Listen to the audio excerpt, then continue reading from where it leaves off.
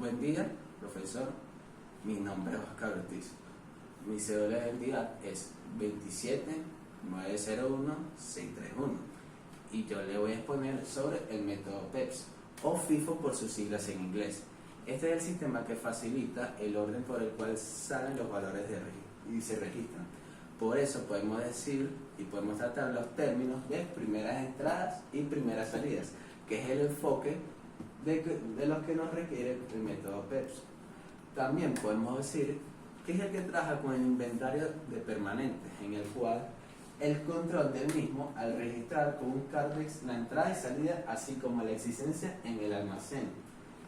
¿Qué es un CARDEX? Un CARDEX es el que registra los datos, los valores de adquisición y la fecha de entrada y salidas. ¿Qué beneficio nos aporta el método PEPS? Es muy fácil, es muy útil para evaluar el inventario de manera práctica y realista.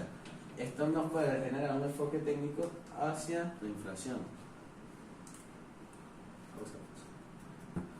Bueno, profesor, esta fue una breve explicación sobre el método PEPS. Espero le haya gustado mucho y gracias por su atención.